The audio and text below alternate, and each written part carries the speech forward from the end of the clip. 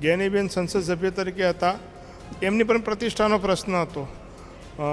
સામે ઉમેદવાર ઠાકોર સમાજનો હતો, એટલે ક્યાંક ને ક્યાંક ઠાકોર સમાજનો ઉમેદવાર હોય તો લાગણી હોઈ શકે.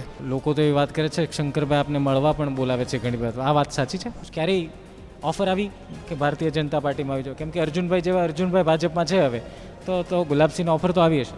તો ઘણી ચૂંટણી લડી લીધી છે, 5 વર્ષમાં 3 વર્ષ ચૂંટણી એટલે ખૂબ કહેવાય, પણ સંગઠનમાં કામ કરવાનો મોકો મળશે તો કરશું. લોકોને ભાજપની સરકાર હટાવી છે, પણ એવા યોગ્ય ચહેરાઓને તક મળશે તાલુકાથી લઈને પ્રદેશ સુધી તો 100% એની અંદર ક્યાંક નવી ઉર્જા મળશે. એમ સ્વિગીમાં કે ઝોમેટોમાં આપણે ઘરે જમવાનું મંગાવો એવી રીતે દારૂ અને ડ્રગ્સ અત્યારે ઘરે ઘરે હોમ ડિલિવરી થઈ રહી છે. વિદ્યાર્થીઓને કંઈ આંદોલન કરવું તો 144, અને બાકી કોંગ્રેસ ભાજપના કાર્યક્રમો કરવા તો છૂટ, તો મંજૂરી આપી દેવાની. પોલિટિક પાર્ટી કોઈ પણ હોય એમને સત્યાગ્રહ છાવણીમાં 10,000નું સંમેલન કરવું તો એમના માટે છૂટ. આખા ગુજરાતમાં મોટાભાગનો દારૂ બનાસકાંઠામાંથી જાય છે, કન્ટેનરો ભરી ભરીને જાય છે, નંબર પ્લેટ વગરની ગાડીઓ ભરી ભરીને. એ માત્ર વાવ વિધાનસભામાં મદદ કરવા માટે કરીને કરવામાં આવી છે. ખાલી બનાસકાંઠાની અંદર દારૂનો હપ્તો 5 કરોડ કે 10 કરોડ રૂપિયા છે મહિનાનો. કોઈ બિઝનેસ કરવાની જરૂર જ નથી. આજ મતલબ પોલીસ તંત્ર દ્વારા અત્યારે ખુલ્લે આમ દારૂની ગાડીઓ નીકળે, પોલીસના પેટ્રોલિંગમાં નીકળે અને જે તે જગ્યાએ ઉતારે ત્યાં સુધી એમનું પેટ્રોલિંગ. ગુજરાતની ધરતી પર કોંગ્રેસનું અધિવેશન વર્ષો બાદ, અને આ અધિવેશનમાં 8 તારીખે CWCની બેઠક, અને બેઠકમાં ગુજરાત નહીં પરંતુ દેશભરના કોંગ્રેસના નેતા આવી રહ્યા છે, અને એમની સાથે અમે વાતચીત કરી રહ્યા છીએ, જેથી કરીને અંદાજ આવે કે અધિવેશનનો મતલબ શું, એનો ફરક શું પડશે ગુજરાત કોંગ્રેસમાં ખાસ. અમારી સાથે મોટા નેતા છે કોંગ્રેસના ગુલાબસિંહ રાજપૂત, યુવા નેતાઓ, યુવા કાર્યકર્તાઓનો ચહેરો અને યુવાઓ જેનામાંથી પ્રેરણા લે છે ગુજરાતમાં, એવા ગુલાબસિંહ, સૌથી પહેલો સવાલ, અધિવેશન બાદ બદલાવ શું ગુજરાત કોંગ્રેસમાં? કારણ કે એ જ કોંગ્રેસના નેતાઓ, નવા નેતાઓ જે છે એ આવવામાં ઓછા, જવામાં વધારે છે, તો બદલાવ શું? એવા નવા નેતાઓને તક મળવી જોઈએ. ગુજરાતના છેલ્લા 30 વર્ષથી ભાજપની સરકાર છે, અને લોકોને ભાજપની સરકાર હટાવી છે, પણ એવા યોગ્ય ચહેરાઓને તક મળશે તાલુકાથી લઈને પ્રદેશ સુધી તો 100% એની અંદર ક્યાંક નવી ઉર્જા મળશે. આજે CWCની મિટિંગ છે, આજે જે નિર્ણય લેવાશે કાલે અધિવેશનમાં એના બાબતે ઠરાવ થશે, અને માત્ર ગુજરાતની સમગ્ર ભારતની અંદર એના જે નિર્ણય પ્રમાણે કામ થશે. ગુજરાતની અંદર 2017ની વિધાનસભામાં 2 મહિના રાહુલજી ગુજરાત રહ્યા હતા, ઘણો બધો ફરક હતો. કોંગ્રેસ છેક સરકારને નજીક આવીને રહી ગઈ હતી. તો 2.5 વર્ષનો સમય છે, 2.5 વર્ષ યોગ્ય સમય કાઢી કોંગ્રેસનું શીર્ષ નેતૃત્વ ગુજરાતમાં સમય આપશે. ગુજરાતના કોંગ્રેસના નેતાઓ લોકોના પ્રશ્ન લડશે તો 100% એની અંદર ફરક પડશે, અને 2027માં જે ગુજરાતની જનતાનો અવાજ બનીને કોંગ્રેસ સરકાર બને એના માટે પ્રયત્ન કરશું. ગુલાબસિંહ, આપને લાગે છે સંગઠન અથવા તો માળખાકીય ફેરફાર કરવાની જરૂર છે? જેમ તમે યુવા નેતાઓની વાત કરી, તો આપને લાગે છે કે યુવાઓને જો કમાન સોંપવામાં આવે કોંગ્રેસમાં અને માર્ગદર્શન જો સિનિયરનું રહે તો ગુજરાત કોંગ્રેસની શકલ અને સ્થિતિ બદલાઈ શકે? 100%. કેમ કે 24 કલાક રાજનીતિ કરવાવાળા વ્યક્તિ અને લોકો વચ્ચે જઈને એમના પ્રશ્ન લડનારા વ્યક્તિઓની લોકો ગમે છે, અને નવા ચહેરાઓને તક આપવામાં આવશે તો ક્યાંક ને ક્યાંક એના પરિણામ સ્વરૂપે કોંગ્રેસને ફાયદો પણ થશે. વડીલોનું માર્ગદર્શન હશે, યુવાઓ ચહેરાઓ ફાઇટ કરશે, કેમ કે પ્રશ્ન માટે લડવું પડે. અત્યારે ગુજરાતની અંદર ખેડૂતોના પ્રશ્ન છે, મજદૂરોના પ્રશ્ન છે, યુવાનોના પ્રશ્ન છે, વિદ્યાર્થીઓના પ્રશ્ન છે, મહિલાઓના પ્રશ્ન, કાયદો વ્યવસ્થા કથળી ગઈ છે. આજે દારૂ ડ્રગ્સ ખુલ્લે આમ વેચાઈ રહે છે, હોમ ડિલિવરી થઈ રહી, જેમ સ્વિગીમાં કે ઝોમેટોમાં આપણે ઘરે જમવાનું મંગાવો એવી રીતે દારૂ અને ડ્રગ્સ અત્યારે ઘરે ઘરે હોમ ડિલિવરી થઈ રહી છે. તો આ તમામ મુદ્દે લડશું તો 100% એનો ફાયદો મળશે. આપને લાગે છે કે કોંગ્રેસમાં હજી પણ આંતરિક ખટરાગ અને કેટલાક એવા કાર્યકર્તાઓ નેતાઓ છે જે રાહુલ ગાંધીએ 7-8 તારીખે આવ્યા અને કીધું હતું 2 પ્રકારના કાર્યકર્તા છે, એક જે ભાજપને મદદ કરે છે ને એક કોંગ્રેસથી વરેલો. આપને લાગે છે આને દૂર કરવા જોઈએ અથવા તો પકડીને સરા જાહેર કહેવું જોઈએ? દેખો, લોકોને ખબર છે કે કોણ કોંગ્રેસમાં છે અને ભાજપનું કામ કરે છે, કોણ નથી કરતું. બધાને લોકોને ખબર હોય છે. લોકોના મગજમાં એક ગ્રંથિ પહેલથી બંધાઈ ગઈ હોય છે કે આ માણસ કોંગ્રેસમાં રહીને પણ આમ કરે છે. એટલે હું એમ નથી કહેતો કે જે કોંગ્રેસમાં છે એ છે, હવે એમાં પણ એમને બાદ કરીને પણ ઘણું બધું છે. એમનો ઉપયોગ કરીને તમે કામ કરી શકો. દરેક દેખો, કોંગ્રેસ જ્યારથી સ્થાપના થઈ ત્યારથી ક્યાંક ને ક્યાંક વિરોધાભાસ પણ રહ્યો છે ત્યારના નેતાઓનો, અને આજ સુધી ચાલે છે. જ્યારે સ્થાપના થઈ, અધિવેશનો થતા, તો એ અધિવેશનો એક આક્રમક અધિવેશનો હતા. કોંગ્રેસનો ઇતિહાસ એને વાંચ્યો કે ક્યાંક કોંગ્રેસના અધિવેશનમાં સામે આવી જતા. એટલે વિચારોના મતભેદો હતા, પણ લોકોને માટે ઉપયોગી શું છે એના માટે લડતા હતા. મારે આપણે મતભેદ હોય, પણ જ્યારે લોકોનો પ્રશ્ન હોય તો એમાં લોકોના હિત માટે મતભેદ ના હોવા જોઈએ. એટલે વ્યક્તિગત મતભેદ હોય તો ચાલે, પણ લોકોના પ્રશ્ને કોઈ મતભેદ રાખ્યા વગર લોકો માટે કામ કરશું તો 100% સફળતા મળશે. મેન તો અત્યારે ઇસ્યુ બેઝ પર કામ કરવું જોઈએ. જે એક ઇસ્યુ પકડ્યો તો પછી જ્યાં સુધી એનું નિરાકરણ લોકોને ના મળે ત્યાં સુધી લડવું પડે. અમે વિપક્ષમાં છે, વિપક્ષનો અવાજ, લોકોનો અવાજ આપના માધ્યમથી સરકાર સુધી પહોંચાડવાની જવાબદારી બને છે. અને જ્યાં એમાં ક્યાંક અમે ઉણા ઉતારતા હોય તો અમારી પણ એ નિષ્ફળતા છે. અત્યારે તમે દેખો, ગાંધીનગરમાં વ્યાયામના શિક્ષકો, આપે શું ભણ્યા છે ત્યારે દરેક સ્કૂલમાં પીટી ટીચર હતા, દરેક સ્કૂલમાં ચિત્રના ટીચર હતા.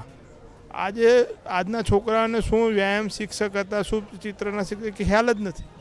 તમને લાગે છે એ મુદ્દા કોંગ્રેસે જોરશોરથી ઉઠાવવાની જરૂર છે? દરેકનો ઉઠાવવો જોઈએ. હું તો દેખો, આરોગ્ય કર્મચારીનો, તમે 2022ની વિધાનસભાની ચૂંટણી વખતે કમિટી બનાવીને જાહેરાત કરી કે અમે આપશું, અને 2.5 વર્ષ થઈ ગયા, કેમ નથી આપતા? ચૂંટણી હતી ત્યારે તમે જાહેરાત કરો તો એના માટે લડવું પડે.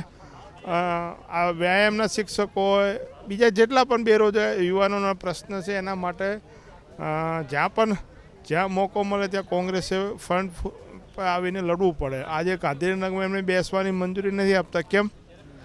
વિદ્યાર્થીઓને કંઈ આંદોલન કરવું તો 144, અને બાકી કોંગ્રેસ ભાજપના કાર્યક્રમો કરવા તો છૂટ, તો મંજૂરી આપી દેવાની. પોલિટિક પાર્ટી કોઈ પણ હોય, એમને સત્યાગ્રહ છાવણીમાં 10,000નું સંમેલન કરવું તો એમના માટે છૂટ, ચાહે ભાજપ હોય, કોંગ્રેસ હોય કે બીજા હોય.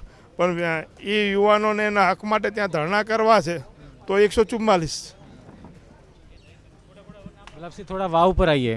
આપના મતે વાવમાં શું થયું? કેમ કે અમે ગ્રાઉન્ડ ઝીરો પર હતા, અમે 3-4 દિવસ ગુજરાત તકે ત્યાં રહીને કવર કરી છે. વાવમાં અંતિમ ઘડીએ શું થઈ ગયું? કારણ કે લોકમુખે તો એવી વાત હતી ગુલાબસિંહ આરામથી જીતે છે, સ્વરૂપજી નથી જીતતા. તો તમારા મતે શું થઈ ગયું? દેખો, વાવની ચૂંટણી આખા ગુજરાતમાં એક જ વિધાનસભાની ચૂંટણી હતી. સરકાર દ્વારા મુખ્યમંત્રીથી લઈ ભાજપના જેટલા પણ હોદ્દેદારો છે એ તમામ, આખી સરકાર, ભાજપના જેટલા જાતિગત નેતાઓ છે કટ્ટરવાદી, એ તમામ ઘરે ઘરે ખોળા પાથરે કે અમારી આબરૂ જાય છે, મહેરબાની કરો, એક વખત અમને વોટ આપો, એમ કરીને ક્યાંક કોકને શરમમાં, કોકને ધાક ધમકીથી, જે રીતે બન્યું એવી રીતે એમને પ્રયત્ન કર્યો. જેટલા એ વિસ્તારમાં નાના મોટા બુટલેગરો હતા એમને એક ધમકી આપવામાં આવી કે તમારા વોટ મળવા જોઈએ, તમારા બૂથમાંથી, નકા તમને તડીપાર કરશું.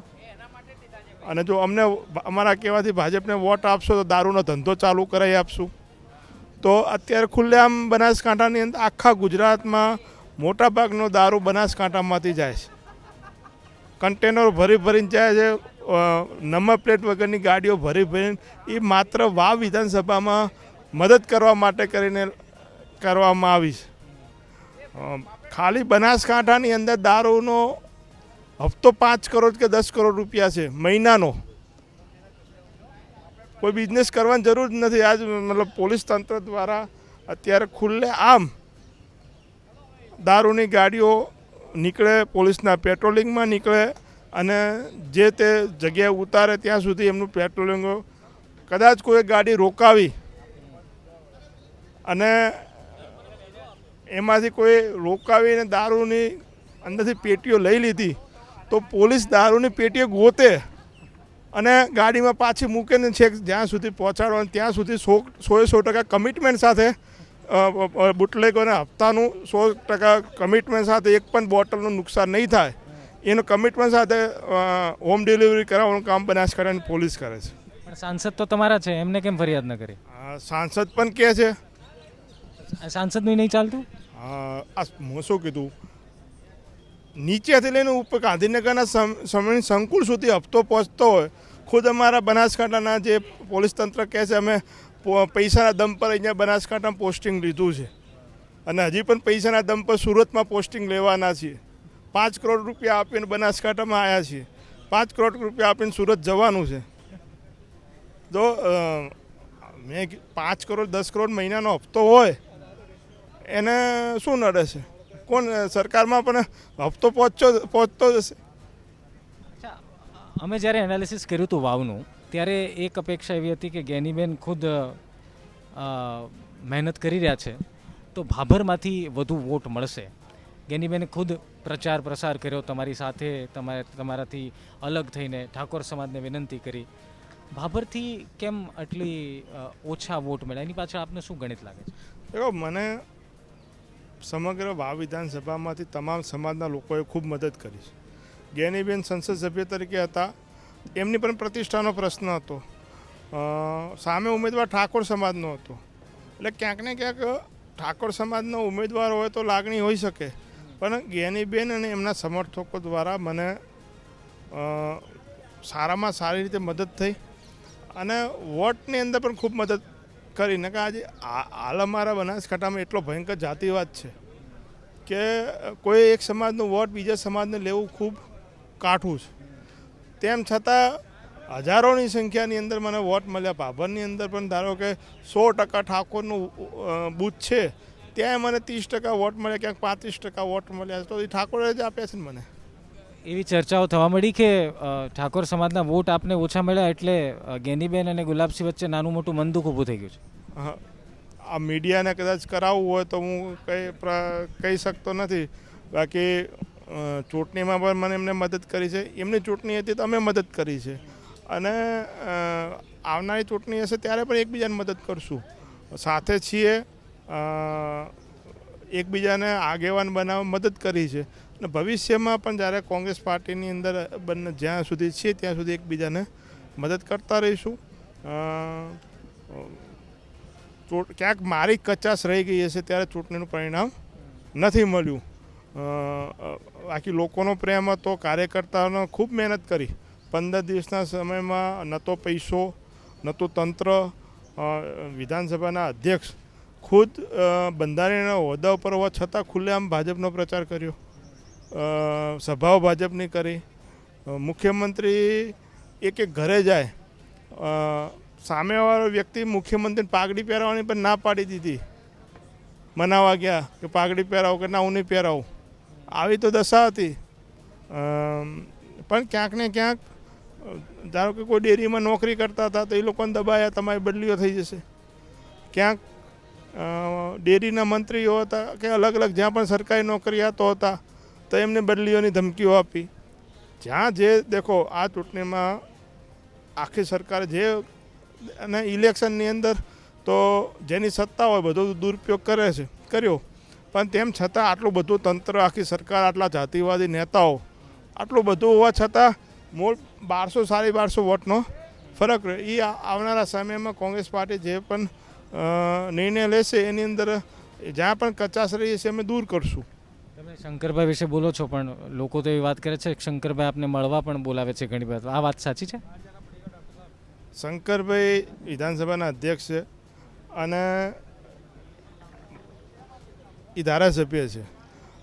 બંનેના પક્ષો અલગ છે અને આજ સુધી ચૂંટણીઓ સામસામે લડ્યા છે. અને એવો મને તમે આ વાત કરી પણ મારે ક્યારે એવો અનુભવ થયો નથી કે ભાઈ મળવા માટે કોઈને બોલાયા હોય. કે લડાઈ અમે તો તમે વિધાનસભાની ચૂંટણીમાં પણ અમારી દેખી છે, લોકસભાની ચૂંટણીમાં અમારી લડાઈ દેખી છે, અને આમાં પેટા ચૂંટણી લડ્યો ત્યારે પણ અમારી લડાઈ તમે છે જ. વિચારિક મતભેદો છે, પક્ષો અલગ છે, વિચારધારા અલગ છે. પણ ક્યારેય ભેગા થયા આ પરિણામ પછી શંકરભાઈ આપને કંઈ વાત થઈ હોય નાની મોટી? જ્યાં મારે જવાનું હોય છે જે લોકો પાસે, ત્યાં એમને નથી આવવાનું હોતું, અને જ્યાં એમને જવાનું હોય છે ત્યાં મારે નથી જવાનું થતું. કેમકે મારે જે વિચારધારા સાથે સંકળાયેલા લોકો સાથે જવાનું હોય છે ત્યાં એમને નથી આવવાનું. મારે ગરીબ, મજદૂર, મધ્યમ વર્ગના લોકો પાસે જવાનું હોય છે, ત્યાં એમને આવવાનું ના થાય. અને શ્રીમંતો, મોટા આગેવાનો, એમને તેમને જવાનું હોય ત્યાં માર નથી જવાનું થતું. છેલ્લો સવાલ, ક્યારેય તમે તો આટલું પેટા ચૂંટણી લડ્યા, કોંગ્રેસની આખી સેના હતી, બહુ હવે તો પરિણામ આવી ગયું છે એટલા માટે આ સવાલ પૂછું છું, ક્યારેય ઓફર આવી કે ભારતીય જનતા પાર્ટીમાં આવી જાઓ? કેમ કે અર્જુનભાઈ જેવા અર્જુનભાઈ ભાજપમાં છે હવે, તો ગુલાબસિંહનો ઓફર તો આવી હશે. દેખો, ધારાસભ્ય તરીકે હતા ત્યારે ઘણી બધી વિધાનસભાના જાહેર બજેટ સત્રમાં મને કહેવામાં આવ્યું તો આવી જાઓ. એના પછી ઘણી વખત પણ દેખો, જે વિચારધારા સાથે છીએ, આજે ગુલાબસિંહને કોઈ પૂછે કેમ કોંગ્રેસે ધારાસભ્ય બનાવ્યા, NSUના યુથ કોંગ્રેસના પ્રમુખ બનાવ્યા, ત્યારે કોઈ પૂછે છે ને? ઓળખાણ તો કોંગ્રેસે આપી છે. જે નેતાઓને ઓળખાણ કોંગ્રેસ આપે એને ભૂલી જાય છે, ગુલાબસિંહ ભૂલી નહીં જાય ને? દેખો, ઘણી વખત કોંગ્રેસમાં પણ અન્યાય થયો છે, તોય કોંગ્રેસમાં જ છીએ. NSUના પ્રદેશ પ્રમુખ તરીકે મને સસ્પેન્ડ કરવામાં આવ્યો હતો, એના કારણે મારે 21 દિવસ જેલમાં રહેવું પડ્યું હતું, તોય કોંગ્રેસમાં છીએ. 2012માં અને 17માં વિધાનસભાની ટિકિટના મુખ્ય દાવેદાર હતા. 17માં તો કહી દેવામાં આવ્યું, છતાં ટિકિટ ના આપી, તોય કોંગ્રેસમાં છીએ. કોઈ એક નાનપણથી લાગણી જોડાયેલી છે કોંગ્રેસ સાથે. 2027માં ગુલાબસિંહ ક્યાંથી લડવાના છે? 27નો પ્રશ્ન, 27માં હું 5 વર્ષમાં 3 ચૂંટણી લડ્યો છું, એટલે ઘણી ચૂંટણી થઈ ગઈ. લડવું ના લડવું એ પણ ભવિષ્યમાં વિચારીશ. લડવું છે કે નહીં એ એક પ્રશ્ન છે, પણ 100% જ્યાં પણ કોઈ પણ ચૂંટણી લડતો છે કોંગ્રેસની, બંને સીટમાં મદદ કરીશ. જો સંગઠન એમ કે ગુલાબસિંહ તમારે લડવાનું જ છે, તો ગુલાબસિંહનો શું નિર્ણય રહેશે? દેખો, મને પક્ષે 2019માં પણ જવાબદારી લડવા માટે મેં ના જ પાડી હતી મને છેલ્લા દિવસ સુધી. ત્યારે ના કે તમારે લડવાનું છે ને લડ્યો. 70,000 માઇનસ સીટ હતી, ભાજપની લીડ હતી 70,000ની ત્યારે, અને લડ્યો અને પરિણામ સ્વરૂપે જીત્યા. અને આ પેટા ચૂંટણી પણ જ્યારે કીધું લડવાની છે લડ્યો, પણ ઘણી ચૂંટણી લડી લીધી છે. 5 વર્ષમાં 3 વર્ષ ચૂંટણી એટલે ખૂબ કહેવાય, પણ સંગઠનમાં કામ કરવાનો મોકો મળશે તો કરશું. ધન્યવાદ ગુલાબસિંહ. તો ગુલાબસિંહ રાજપૂત અને આપ સાંભળી રહ્યા હતા, ઘણું આરામથી અને ઘણું નિરાતે ઘણા બધા સવાલો ઉપર સ્પષ્ટીકરણ, જવાબ, એમના વિચારો એમણે વ્યક્ત કર્યા. આ અધિવેશન બાદ ગુજરાત કોંગ્રેસમાં ફેરબદલ આવશે કે કેમ એ તો સમય બતાવશે, પરંતુ એક વાત નક્કી છે કે ગુલાબસિંહ જેવા યુવા નેતાઓ મન બનાવી ચૂક્યા છે કોંગ્રેસને વધુ મજબૂત કરવા માટે, પરંતુ એક વિચાર સાથે કે યુવા નેતાઓ અને નવા નેતાઓ એને તક મળશે તો ગુજરાત કોંગ્રેસમાં એક નવા પ્રાણ ફૂંકાશે, એમાં કોઈ શંકા નથી.